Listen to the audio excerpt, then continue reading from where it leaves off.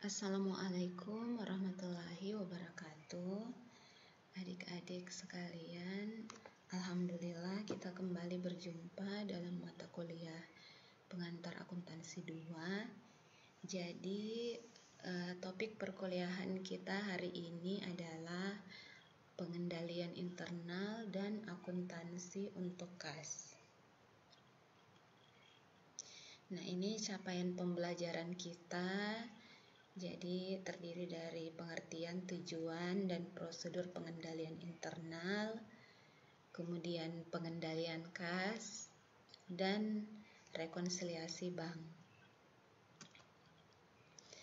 Nah, sebagai awal adik-adik perlu mengetahui definisi dari pengendalian internal, yaitu prosedur-prosedur serta proses-proses yang digunakan perusahaan untuk melindungi aset perusahaan, mengelola informasi secara akurat, serta memastikan kepatuhan pada hukum dan peraturan yang berlaku.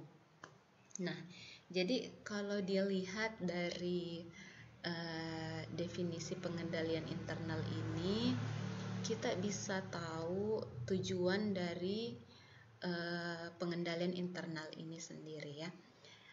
Ada 3, yaitu aset telah dilindungi dan digunakan untuk keperluan bisnis.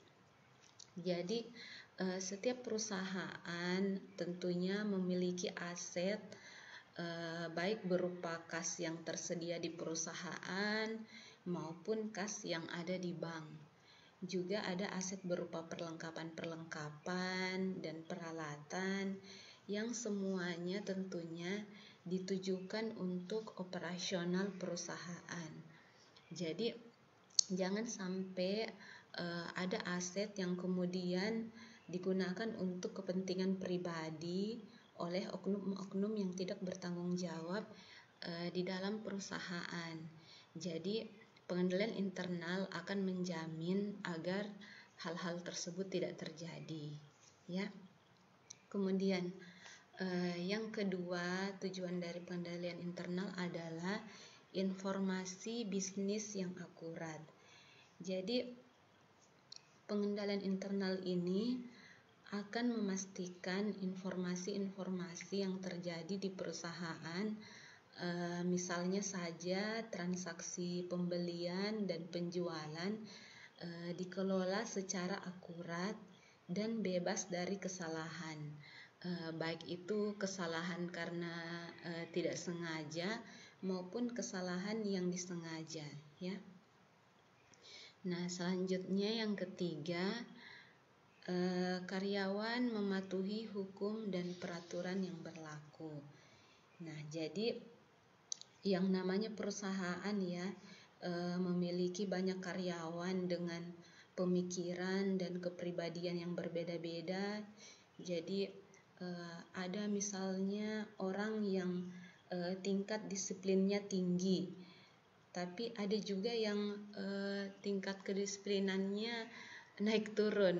Misalnya hari ini dia sangat disiplin dan di hari yang lainnya ya dia bisa malas-malasan. Jadi pengendalian internal ini akan ada aturan-aturan atau standar yang diberlakukan sehingga mau tidak mau ya setiap karyawan akan patuh pada aturan perusahaan. Ya, misalnya saja aturan perusahaan setiap karyawan harus sudah ada di kantor setiap jam 8. Nah, jadi salah satu bentuk pengendalian internalnya adalah dengan adanya absensi fingerprint. Jadi mau tidak mau setiap karyawan akan berusaha hadir tepat waktu, karena ketika dia absen di atas jam 8 maka akan tercatat di sistem dan otomatis gajinya bisa dipotong. Ya, jadi ini salah satu sistem yang pengendalian internal yang akan membuat setiap karyawan patuh pada aturan-aturan perusahaan. Nah, kemudian prosedur pengendalian internal ya, ada beberapa di sini. Jadi yang pertama, pegawai yang kompeten. Jadi salah satu prosedur pengendalian adalah setiap pegawai yang direkrut oleh perusahaan haruslah orang-orang yang kompeten di bidangnya ya. Kemudian perputaran tugas.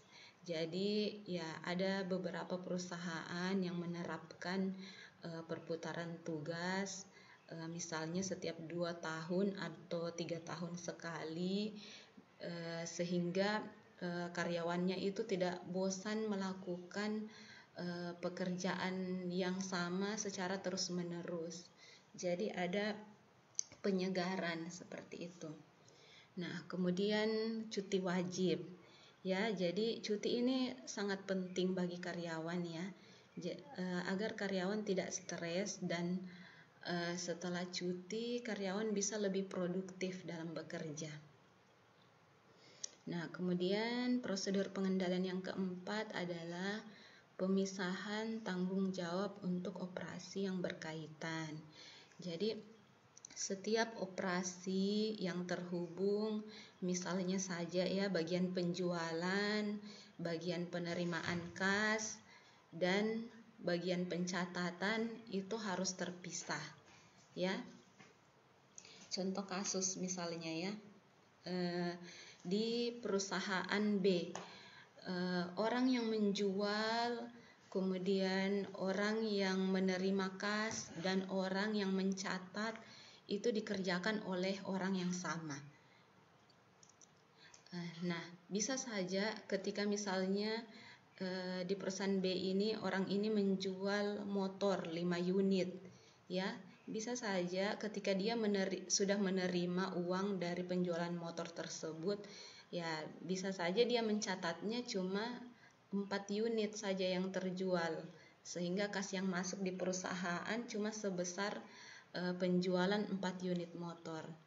Nah, ini adalah contoh kasus tidak adanya pengendalian dari perusahaan, sehingga akan terjadi kecurangan-kecurangan ya. Kemudian pemisahan operasi, pengamanan aset, dan akuntansi. Jadi saling berhubungan semuanya ya, pemisahan tanggung jawab, kemudian ada pemisahan operasi, baik itu bagian penjualan, bagian pencatatan, bagian gudang, semuanya harus dibedakan operasinya ya. Kemudian prosedur pembuktian dan pengamanan. Nah, jadi misalnya saja setiap transaksi pengeluaran kas itu harus ada bukti-bukti transaksinya ya, baik itu berupa struk atau kwitansi.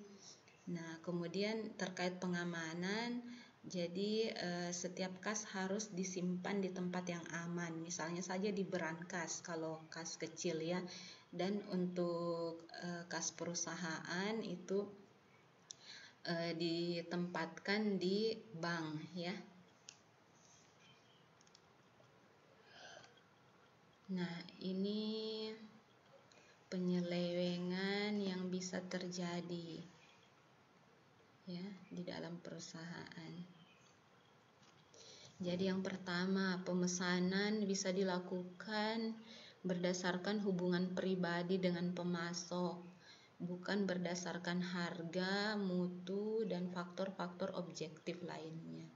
Jadi di dalam perusahaan ada aturan ketika kita ingin memesan ke pemasok ya, baik itu bahan baku atau barang jadi yang akan dijual kembali, harus betul-betul diperiksa dari segi mutu, harga ya. Tapi bisa saja ketika pengendalian internal tidak berjalan dengan baik ya, bisa saja pemesanan itu dilakukan berdasarkan hubungan keluarga misalnya ya, karena orang yang bekerja di bagian pemesanan punya keluarga di pemasok ya, bisa saja dia memesan berdasarkan hubungan pribadi. Jadi inilah pentingnya pengendalian internal ya, untuk mencegah hal-hal yang tidak diinginkan yang bisa merugikan perusahaan ya. Kemudian kuantitas dan kualitas barang pesanan yang diterima mungkin tidak diperiksa sehingga barang yang belum diterima atau yang rendah mutunya tetap dibayar. Jadi ini semua bisa dihindari ya ketika pengendalian internal berjalan dengan baik. Kemudian barang yang dibeli tersebut mungkin dicuri oleh karyawan. Kemudian yang keempat, keabsahan dan akurasi faktur mungkin tidak diperiksa dengan cermat sehingga menyebabkan pembayaran atas faktur yang tidak benar atau tidak akurat.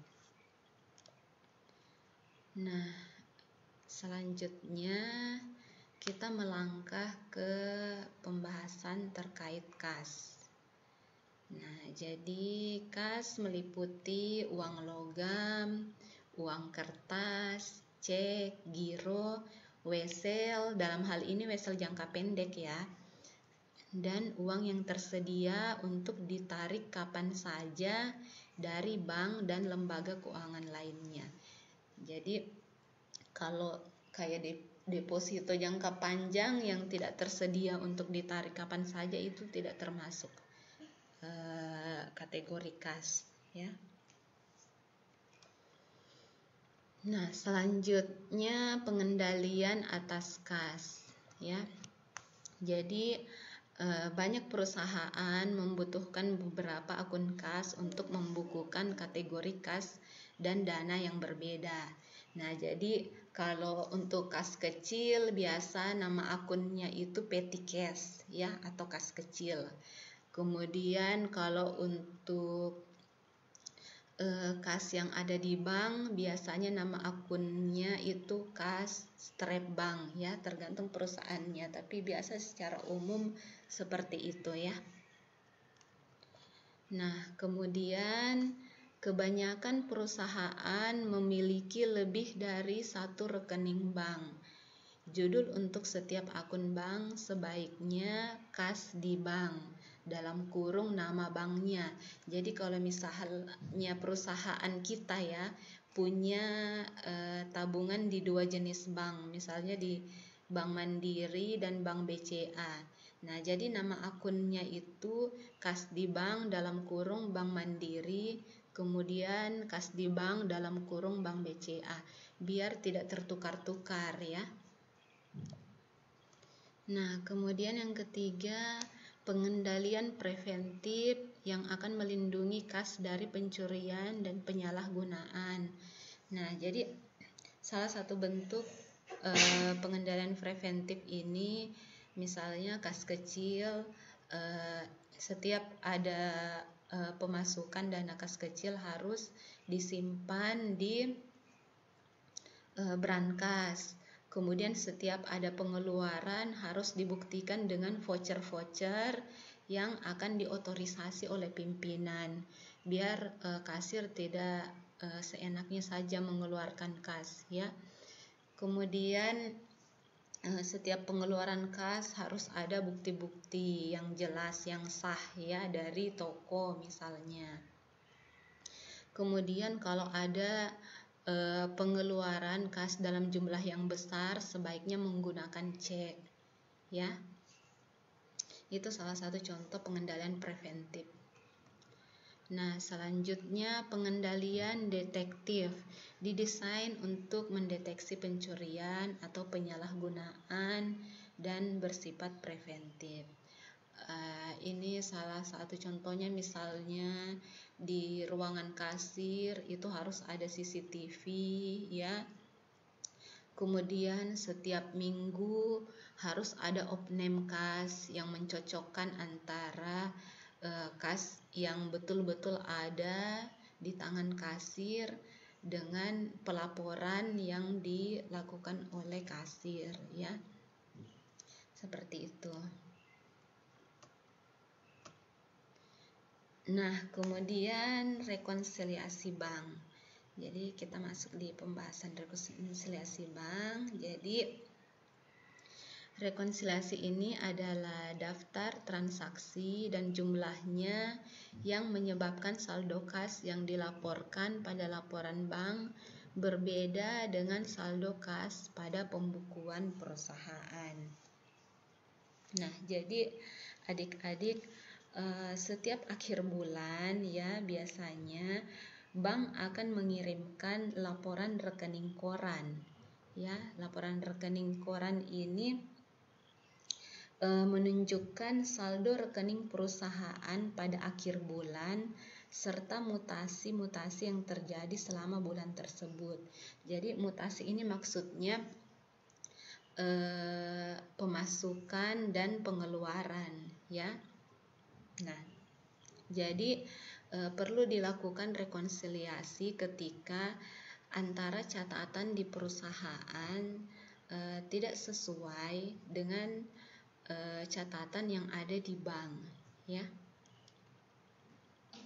Nah, perlu adik ketahui alasan-alasan terjadinya perbedaan antara catatan deposan dalam hal ini perusahaan yang menabung di bank ya dengan laporan bank. Yang pertama, karena cek yang belum dicairkan. Jadi misalnya saja perusahaan A mengeluarkan cek untuk membayar utangnya ya, tapi oleh si penerima cek ini dia belum mencairkannya di bank. Nah, perusahaan sudah mengakui adanya kas keluar karena sudah mengeluarkan cek.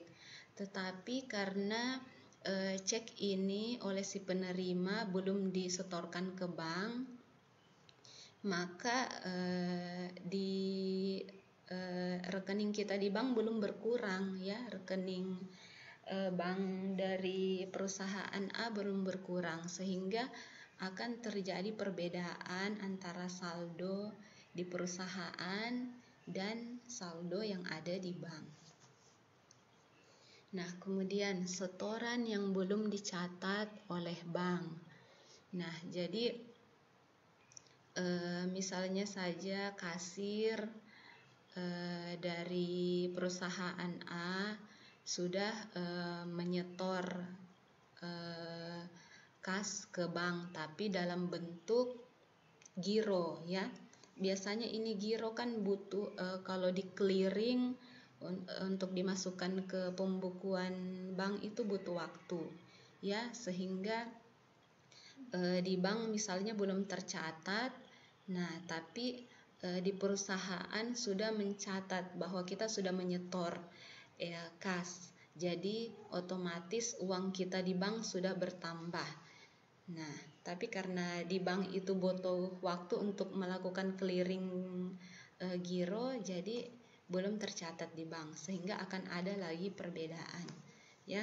Kemudian biaya administrasi bank. Kalau biaya administrasi kan otomatis di bank akan memotong setiap bulannya. Dan perusahaan tentunya harus melakukan pencatatan. Ketika misalnya bagian accounting lupa mencatat biaya administrasi bank di buku kas, maka akan terjadi selisih antara kas di bank dan kas yang menurut catatan perusahaan ya. Kemudian penerimaan yang dicatat langsung oleh bank. Nah, tentunya ketika misalnya ada customer yang langsung transfer ke rekening bank kita ya, tentunya akan langsung tercatat di laporan bank ya. Tapi kalau misalnya customer tersebut tidak konfirmasi ke perusahaan, maka perusahaan tidak akan tahu ketika ada transfer yang masuk, sehingga tidak dicatat, tidak di jurnal. Jadi akan terjadi perbedaan lagi. Nah, kemudian juga karena adanya cek kosong, jadi misalnya customer bayar pakai cek, nah sebesar 5 juta. Jadi kita sudah menambah kas kita sebesar 5 juta. Tapi begitu kita bawa ceknya ke bank, ternyata tidak bisa masuk ke rekening kita karena cek kosong. Nah, jadi pasti akan ada selisih lagi. ya. Kemudian karena kesalahan ini bisa terjadi karena pencatatan di bank ataupun karena pencatatan di perusahaan, ya. Nah, ini langkah-langkah rekonsiliasi. Jadi yang pertama, bandingkan setiap setoran yang tercantum pada laporan bank dengan setoran yang belum tercatat yang termasuk dalam rekonsiliasi periode sebelumnya dan dengan bukti setoran atau catatan setoran lainnya. Jadi langkah yang bisa diambil dalam hal ini adalah tambahkan setoran yang belum dicatat oleh bank ke saldo kas menurut laporan bank. Nah, jadi ketika kita membuat rekonsiliasi, kita akan menyandingkan antara saldo bank dan saldo kas. Nah, ketika ada setoran yang belum dicatat oleh bank, maka kita akan menambahkannya ke saldo kas dari laporan bank. Ya, sebentar kita langsung ke contoh biar adik-adik lebih paham. Nah, kemudian langkah kedua, bandingkan cek yang telah dibayar dengan cek yang masih beredar pada rekonsiliasi sebelumnya dan dengan cek yang dicatat dalam pembukuan. Jadi ini langkahnya, kurangkan cek beredar yang belum dibayar oleh bank dari saldo kas menurut laporan bank. Nah, kemudian yang ketiga, bandingkan memorandum kredit bank dengan ayat-ayat yang terdapat pada jurnal. Nah, jadi langkah-langkahnya ini, tambahkan memo kredit yang belum dicatat ke saldo kas menurut pembukuan deposan. Nah, jadi memo kredit, ya. Adik-adik perlu mengetahui bahwa memo kredit dari bank artinya menambah saldo kita di bank, ya. Coba lihat buku tabungannya. Kalau ada setoran atau ada transfer masuk, itu pasti dicatat di bagian kredit, kan ya? Coba deh cek. Dan kalau ada pengeluaran, maka di buku bank akan tercatat di sebelah debit, ya. Nah, jadi kita dalam langkah-langkah ini tambahkan memorandum kredit yang belum dicatat ke saldo kas menurut pembukuan deposan, ya. Misalnya aja customer kita mentransfer pelunasan utangnya, otomatis di saldo bank kita bertambah, ya. Di saldo bank bertambah, tapi ternyata kita belum mengakuinya, kita belum mencatatnya di pencatatan kita karena kita belum tahu, ya. Jadi kita perlu menambahkan saldo kas kita karena sudah bertambah di bank, ya, biar seimbang.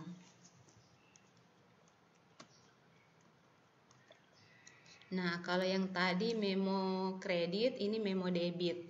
Kalau memo debit artinya saldo kita di bank berkurang, ya.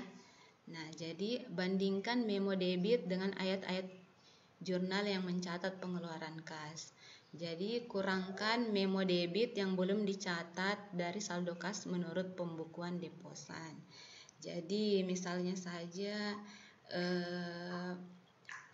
bank sudah mendebit akun kita di bank untuk biaya administrasi, ya. Nah, tapi kita belum mencatat, ya. Jadi di bank itu kas kita sudah berkurang, tabungan kita sudah berkurang. Tapi karena kita belum mencatatnya di pencatatan perusahaan, maka kas kita belum berkurang menurut buku perusahaan. Jadi akan terjadi perbedaan, ya. Olehnya itu perlunya adanya rekonsiliasi. Yang kelima, teliti kesalahan-kesalahan yang terdapat pada langkah-langkah yang sebelumnya Ibu jelaskan, ya. Nah, ini contoh, ya. contoh. Jadi kita langsung kerjakan sama-sama biar adik-adik bisa lebih mengerti. Jadi saldo akun PT Agung di Bank BCA pada tanggal 31 Januari 2019 menunjukkan jumlah Rp387.200. Oh, ini maksudnya saldo menurut pembukuan perusahaan, ya. Saldo menurut pembukuan perusahaan sebesar Rp387.200. Sedangkan saldo menurut rekening koran pada tanggal tersebut adalah sebesar Rp414.000. Setelah dilakukan pemeriksaan, perbedaan itu disebabkan, jadi ada beberapa penyebabnya. Jadi Ibu jelaskan dulu, ketika kita membuat rekonsiliasi, ada kop nama perusahaan di situ ya, karena perusahaannya namanya PT Agung, jadi ditulis PT Agung. Kemudian kita tulis rekonsiliasi bank dan tanggal pembuatannya per 31 Januari 2019. Nah, kemudian kita tuliskan saldo menurut perusahaan. Jadi berdasarkan pencatatan perusahaan tadi ini ya 387.200, kemudian berdasarkan laporan rekening koran yang diterima dari bank sebesar Rp414.000. Jadi dicatat seperti ini. Di sebelah kiri saldo menurut perusahaan dan di sebelah kanan saldo menurut bank. Ya, kita sandingkan. Ya. Nah, selanjutnya kita lihat penyebab-penyebab kenapa tidak seimbang. Coba kita lihat.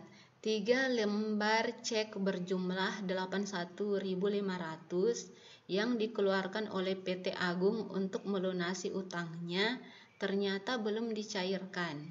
Nah, jadi PT Agung sudah mengeluarkan cek sebesar 81.500 untuk membayar utangnya.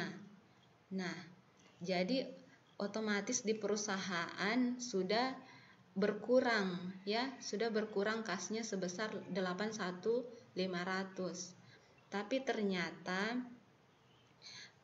oleh si penerima cek sebesar itu belum dicairkan di bank ya, sehingga di bank belum tercatat. Nah, jadi karena hal ini terjadi maka kita perlu mengurangkannya di saldo bank. Ya, karena kita sudah mengurangkan di saldo perusahaan, tapi bank belum dikurangkan, jadi kita kurangkan di sini ya. Saldo menurut bank kita kurangi cek yang beredar sebesar 81.500 ya. Nah, selanjutnya cek nomor 123 sebesar 141.100 dicatat sebesar 114.100. Nah, jadi yang harusnya kita akui pengeluaran sebesar 141.100, tapi kita hanya mengakui pengeluaran sebesar 114.100. Jadi ada selisih 27.000 yang belum kita akui ya. Padahal di bank itu ketika si penerima cek nomor 123 ini mencairkannya, maka saldo kita di bank berkurang sebesar 141.100. Tapi di pembukaan perusahaan kita hanya mengakui sebesar 114.100. Jadi ada selisih 27.000 yang belum kita akui ya. Jadi kita harus mengurangi saldo menurut perusahaan sebesar 27.000 sebagai koreksi atas cek nomor 123 ya. Nah, kemudian yang ketiga, biaya administrasi bank untuk bulan Januari sebesar 5.600 belum dicatat oleh perusahaan.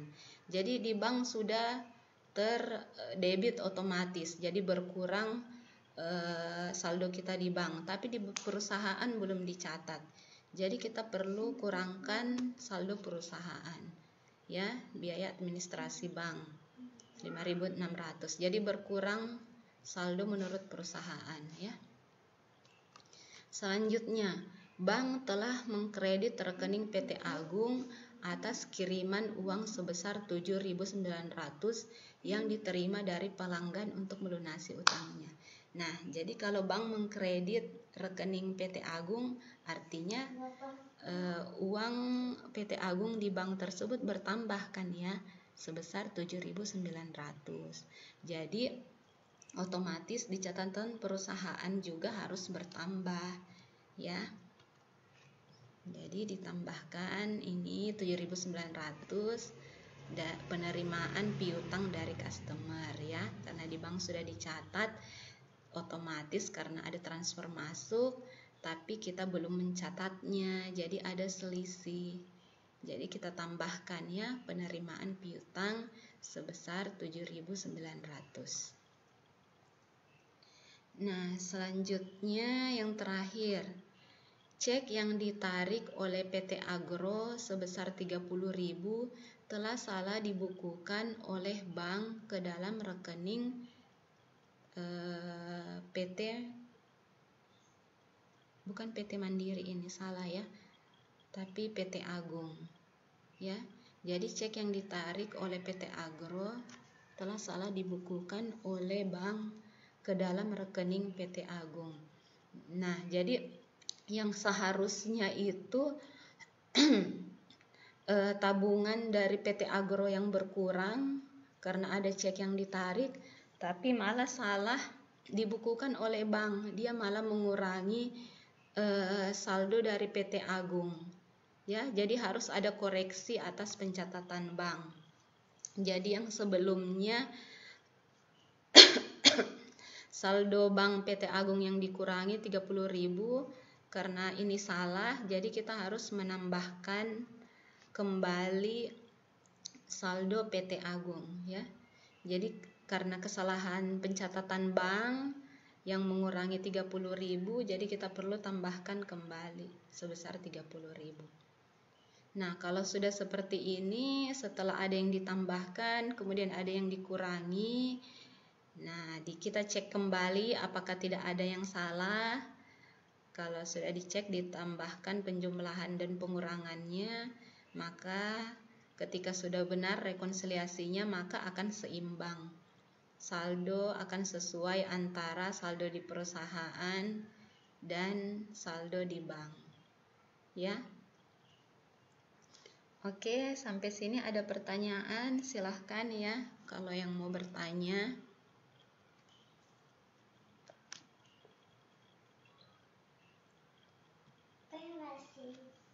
Oh iya, ini jurnalnya, ya, jurnal atas rekonsiliasi tadi.